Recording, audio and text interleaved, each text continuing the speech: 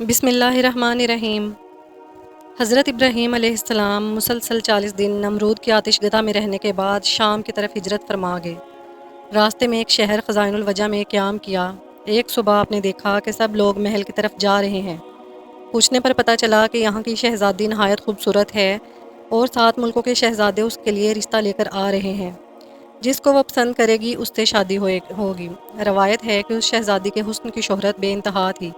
حضرت ابراہیم علیہ السلام بھی اللہ کے حکم سے محل تشریف لے گئے۔ جب شہزادی نقاب اوڑھے اپنے باپ کے ساتھ جلوہ افروز ہوئی تو اس کو اتنے زیادہ رش میں ایک شخص کی پیشانی چمکتی ہوئی نظر آئی۔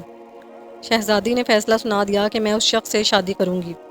وہ شخص حضرت ابراہیم علیہ السلام تھے اور ان کے ماتھے پر نور محمدی صلی اللہ علیہ وآلہ وسلم تھا، جس پر شہزادی اپنا دل ہار بیٹھی۔ وہ شہزادی حضرت سارہ سلام اللہ علیہا تھی۔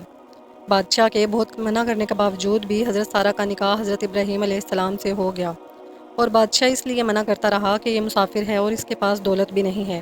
خیر شادی کے بعد بادشاہ نے بے انتہا جانور، دھن دولت اپنی بیٹی کو دے کر روانہ کیا، اور پھر حضرت ابراہیم علیہ السلام نے اپنی بیوی حضرت سارہ سلام اللہ علیہا کو لے کر مصر کی طرف ہجرت فرما گئے۔ مصر میں اس وقت قبطیوں کی حکومت تھی، اور یاد رہے کہ قبطیوں کے ہر بادشاہ کو فرعون کے لقب سے جانا جاتا تھا۔ کچھ لوگ سمجھتے ہیں کہ فرعون خاص اس بادشاہ کا نام تھا جو حضرت موسیٰ علیہ السلام کے زمانے میں تھا، جبکہ فرعون کسی بھی بادشاہ کا نام تاریخ میں نہیں رہا۔ فرعون ایک لقب ہے جو کہ قبطیوں کے تمام بادشاہوں کے لیے بولا جاتا تھا۔ اس وقت عمرو بن امرتی القیس وہاں کا فرعون بادشاہ تھا۔ راستے میں کچھ لوگوں نے کہا، اے حضرت ابراہیم، مصر کا بادشاہ بہت ظالم ہے، وہ عورتوں کی خواہش بہت رکھتا ہے، اور بالخصوص نئی نویلی دلہنوں کا تو زیادہ شوقین ہے، اور بہت جلد اس کی طرف مائل ہو جاتا ہے۔ اس کے راستے پر 10 لوگ متعین ہوتے ہیں، جو کوئی مال و اسباب مصر لے کر جاتا ہے اس کو پکڑ کر اس سے اس کا مال محصول لیتے ہیں، اور اگر کوئی سوداگر عورت کو ساتھ لے کر جاتا ہے تو وہ اس عورت کو اس سے چھین لیتا ہے۔ یہ سن کر حضرت ابراہیم علیہ السلام بے حد پریشان ہوئے، کیونکہ وہ جانتے تھے کہ میری بیوی سارہ جیسا حسن اس پورے جہاں میں اس وقت نہیں ہے، لیکن خیر یہ ہجرت اللہ کے حکم سے تھی، اس لیے آپ نے سفر جاری رکھا۔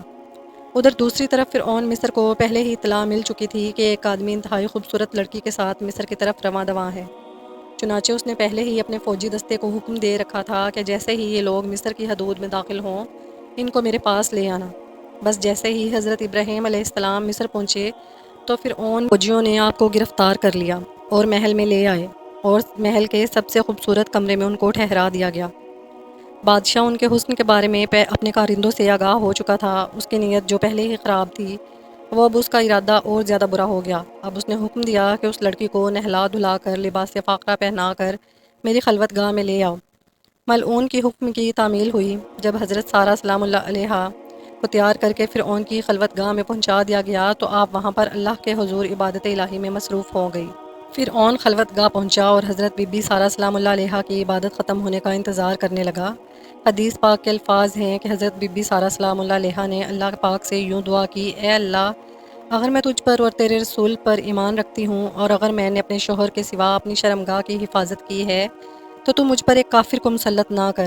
اب حضرت سارہ سلام اللہ علیہا کوئی عام خاتون تو تھی نہیں، بلکہ حضرت سارہ بے شمار معنوی اور اخلاقی فضائل و کمالات کی حامل خاتون تھی، اور اللہ پر اعتماد و بھروسہ، عبادت و ریاضت میں خلوص اس خدا پرست خاتون کی دوسری صفتیں تھیں۔ اگرچہ آپ شادی سے پہلے بہت ہی مالدار خاتون تھیں، لیکن حضرت ابراہیم علیہ السلام سے شادی کے بعد بے پناہ مصائب برداشت کیے، اور اس راہ میں نہایت صبر تحمل اور اللہ پر مکمل اعتماد کے ساتھ زندگی میں پیش آنے والی مشکلات کو سر کیا۔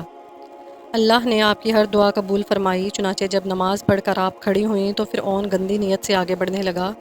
حضرت سارہ پیچھے ہٹنے لگیں اور ٹھوکر کھا کر بستر پر جا گریں۔ یہ دیکھ کر قبطیوں کا بادشاہ ہنس پڑا، برہنہ ہونے لگا۔ بس اللہ تعالیٰ کا عذاب شروع ہو گیا اور اس کے پاؤں زمین میں دھنسنے لگے۔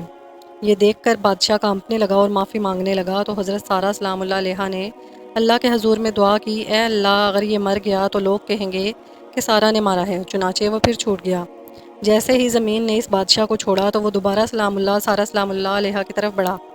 حضرت سارہ سلام اللہ علیہا نے پھر دعا کی، اے اللہ، اگر میں تجھ پر اور تیرے رسول پر ایمان رکھتی ہوں اور ہر موقع پر میں نے اپنی شرمگاہ کی حفاظت کی تو مجھ پر اس کافر کو مسلط نہ کر۔ چنانچہ وہ پھر تھرایا، کانپا اور اس کے پاؤں زمین میں دھنس گئے۔ بادشاہ پھر سے معافی مانگنے لگا تو حضرت سارہ سلام اللہ علیہا نے پھر وہی دعا کی کہ اے اللہ، اگر یہ مر گیا تو لوگ کہیں گے کہ اسے سارہ نے مارا ہے۔ اب دوسری مرتبہ یا تیسری مرتبہ بھی وہ بادشاہ چھوڑ دیا گیا۔ آخر بادشاہ نے اپنے درباریوں کو بلایا اور کہنے لگا کہ تم لوگوں نے میرے پاس غلط لڑکی کو بھیجا ہے، یہ تو کوئی انسان ہے ہی نہیں۔ چنانچہ اس نے اپنی بیٹی ہاجرہ، جو بعد میں حضرت ہاجرہ سلام اللہ علیہا کے نام سے مشہور ہوئیں، ان کو حضرت سارہ کے حوالے کر دیا اور کہنے لگا کہ میں چاہتا ہوں کہ یہ تمہاری کنیز بن کر رہے اور آپ جیسی پاک باز بن جائے۔ پھر بہت سارا مال و دولت دے کر اس بادشاہ نے اپنی بیٹی حضرت ہاجرہ کو حضرت سارہ کے ساتھ رخصت کیا۔